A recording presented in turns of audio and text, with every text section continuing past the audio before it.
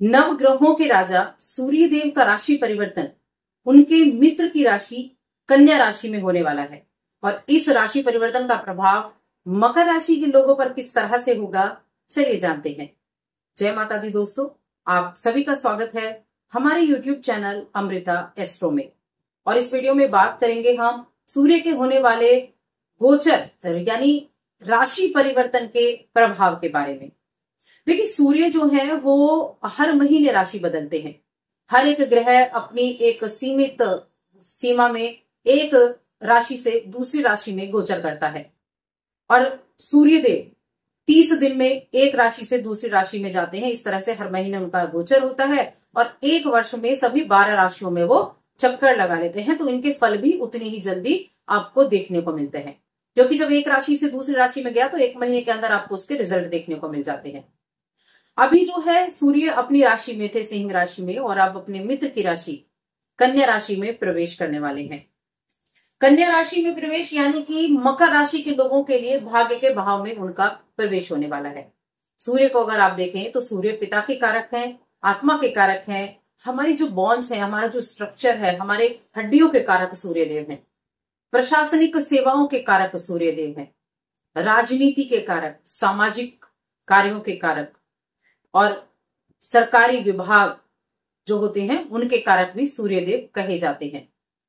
आत्मविश्वास, फेम, प्रसिद्धि, इनके कारक सूर्यदेव हैं।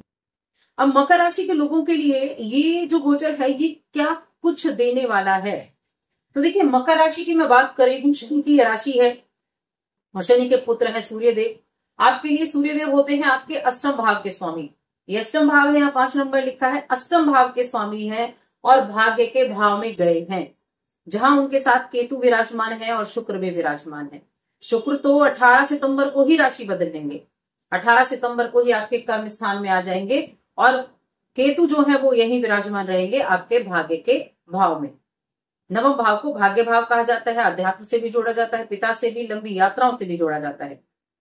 अब ये जो सूर्य का गोचर है क्या करेगा, आपके भाग्य भाव को प्रभावित करेगा, भाग्य को प्रभावित करेगा, जिससे क्या होगा, आप अपने जीवन में उन ऊंचाइयों को छू पाएंगे जिनके लिए आप प्रयास कर रहे हैं, जिनके लिए आप काम कर रहे हैं।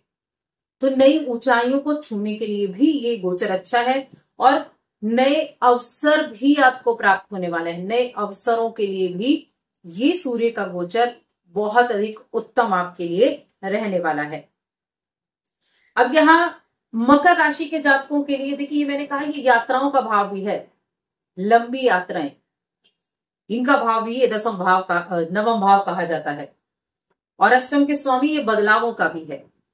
तो ये समय आप ये मान के चलिए कि जिन भी प्लेसेस को, जिन भी स्थानों को अभी तक आपने अपने बकेट लिस्ट में डाला हुआ था, उनके लिए आप पैकिंग करना शुरू कर देंगे।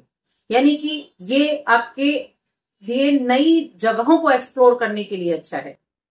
नई जगहों को एक्सप्लोर कर पाएंगे, नई यादें बना पाएंगे और नए ज्ञान को अर्जित कर पाएंगे। ज्ञान अर्जित करने के लिए भी ये समय बहुत अच्छा है। अब ज्ञान तो देखिए किसी भी तरह का हो सकता है, जरूर नहीं आध्यात्मिक ज्ञान हो या फिर जिस भी आपका, जो भी आपका प्लेटफॉर्म है, जो भी आपके अंदर जानने की इच्छा है, उस ज्ञान को आप अर्जित कर पाएंगे। तो ये आपके ज्ञान को बढ़ाने वाला भी है गोचर इस समय अवधि में।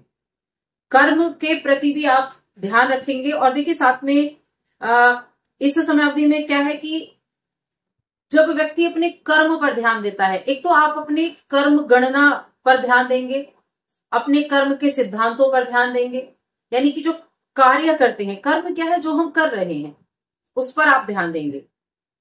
पिता का सपोर्ट आपको देखने को मिलेगा, पिता भी आपके लिए सपोर्टिव रहेंगे। कुछ चीजें ऐसी भी होंगी जहां आपको सावधानी भी रखनी होगी, क्योंकि ये अष्टम के स्वामी है और अष्टम भाव अच्छा नहीं होता है। हालांकि अष्टम का स्वामी नवम में गया है, भाग्य में गया है और साथ में केतु भी विराजमान है। केतु तो यहां बैठकर क्या करते हैं, अध्यात्म से आपको जोड़ते हैं। अध्यात्म के लिए केतु से अच्छा ग्रह कोई नहीं है। और बैठे हुए कहाँ हैं, भाग्य भाव में। अध्यात्म के लिए भी बहुत अच्छा समय रहेगा, आध्यात्मिक यात्राओं के लिए भी ये समय अच्छा रहेगा। लेकिन आपके लिए थोड़ा प्रेशर हो सकता है आपके वर्क प्लेस पर, थोड़ा प्रेशराइज आप हो सकते हैं। उस प्रेशर को सहने के लिए आप बिल्कुल तैयार हैं, आप सह भी लेंगे, लेकिन रहेगा, काम का दबाव रहेगा, उस काम के दबाव के नीचे आप काम करेंगे, थोड़ा सा परेशानी हो सकती है, लेकिन अंततः जो एंड होगा वो आपके लिए उन परेशानियों से बाहर जाने के लिए अच्छा रहेगा। आपकी हेल्थ का ध्यान रखें, हेल्थ इश्यू हो सकते हैं, हेल्थ का ध्यान रखेंगे तो अपनी जो आने वाली समस्याएं हैं उनसे आप निजात पा सकते हैं। देखिए, सावधानी रखने का मतलब होता है कि कोई चीज आने वाली है, आपने सावधानी रखी तो वो छू के निकल जाएगी, क्योंकि आपने सावधानी रखी है। तो समय पर चिकित्सक के लिए आप जाएं। घर में जो बुजुर्ग हैं आपके, माता पिता हैं या फिर दादा दादी हैं, जो भी घर का बुजुर्ग है, उनकी हेल्थ का भी आपको ध्यान रखना है। उनको भी कुछ ना कुछ हेल्थ इश्यू इस समय देखने को मिल सकते हैं। इसके अलावा आर्थिक मोर्चे पर इस समय अवधि में आपने जो पैसा कमाया है उसको अच्छे से संचित रखना है आपको। कुछ लोग आपके लिए कुछ ऐसे आइडियाज भी लेकर आ सकते हैं जहां आप अपना पैसा इन्वेस्ट करना चाहें, लेकिन वो आइडियाज जरूरी नहीं काम के हो, वो आपके पैसे की बर्बादी के लिए भी हो सकते हैं। यानी कोई ऐसा योजना आपको बता दी जाए जहां आप पैसा लगा दें और वो पैसा डूब जाए।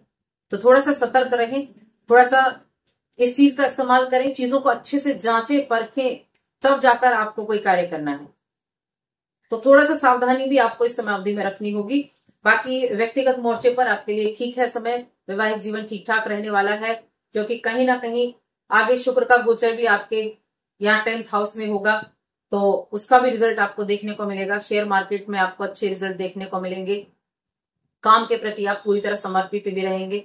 और देखिए, ये जो सूर्य देव है, ये आपके करियर भाव के, हर एक कुंडली में करियर भाव के कारक भी होते हैं जो भाग्य में गए हैं।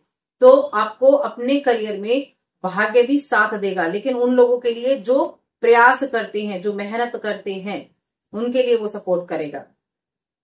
ये समय आपके आध्यात्मिक तौर से आपको ऊपर निकालने के लिए भी है, आपकी कुछ प्रतिभाओं को बाहर निकालने के लिए भी है। जो आपके अंदर कुछ प्रतिभाएं हैं, वैसे आपके ऊपर शनि की 7.5 भी चल रही है। और एक चीज यहां जरूर हुई है, क्योंकि शनि अभी आपके कहाँ थे, 2nd हाउस में थे, और सूर्य कहाँ थे, 8th हाउस में थे। तो इनका दृष्टि संबंध था, समसप्तक योग बना हुआ था, एक दूसरे को दृष्टिगत कर रहे थे। शनि सूर्य को देख रहा था, सूर्य शनि को देख रहा था। तो वो जो एक समसप्तक योग था, उसके कुछ नेगेटिव इफेक्ट भी थे, पॉजिटिव भी थे, तो वो अब खत्म हो जाएगा 16 सितंबर से, क्योंकि सूर्यदेव यहाँ आ जाएंगे। तो वो समसप्तक योग खत्म हुआ, तो उसका भी आपको कहीं ना कहीं एक प्रभाव देखने को मिलेगा। अष्टम भाव बदलावों का भाव भी होता है, तो बदलाव तो निश्चित है। स्थानांतरण हो सकता है, कहीं प्रमोशन, कहीं पे पोस्टिंग आपकी हो सकती है। आप काफी समय से अगर इंतजार कर रहे थे तो प्रमोशन के चांसेस भी आपके लिए इस समय अवधि में बन सकते हैं। और ये चीजें ऐसे होंगी कि अचानक से होगी, आपने सोचा नहीं था प्रमोशन होगी, लेकिन अचानक से न्यूज मिल गई कि आपकी प्रमोशन हो चुकी है। अचानक से होंगे, क्योंकि अचानक से होने वाली घटनाओं के लिए है। लेकिन हेल्थ का जरूर ध्यान रखना है। कोई भी छोटी मोटी चीजें हैं, हड्डियों में दर्द है, जॉइंट्स में पेन है, तो इन चीजों का आपको जरूर ध्यान रखने की आवश्यकता है। बाकी चीजें आपके लिए अच्छी रहने वाली है। वैवाहिक जीवन ठीक ठाक है और प्रेम जीवन भी ठीक ठाक रहने वाला है। स्टूडेंट्स की जरूर बात करेंगे, स्टूडेंट्स के लिए कैसा रहेगा। तो मिला जुला समय में आपके लिए कह सकती हूँ सूर्य के प्रभाव की तरह, लेकिन बाकी चीजें जो हैं वो ठीक रहेंगी। अगर आप प्रयास कर रहे हैं तो निश्चित रूप से उसका रिजल्ट आपको जरूर मिलेगा। उपाय अगर देखें, उपाय आप क्या कर सकते हैं। एक तो किसी भी जरूरतमंद व्यक्ति को भोजन जरूर कराएं शनिवार के दिन। कोई भी जरूरतमंद व्यक्ति हो जो आपको दिखता है, उसको आप भोजन कराएं, और प्रत्येक शनिवार के दिन कराएंगे तो बहुत अच्छा रहेगा। और सूर्यदेव को अर्घ्य भी जरूर दें। तो ये है आज की इस वीडियो में। वीडियो कैसी लगी कमेंट करके बताएं। चैनल पर पहली बार आए हैं तो सब्सक्राइब करके जाएं। जय माता दी।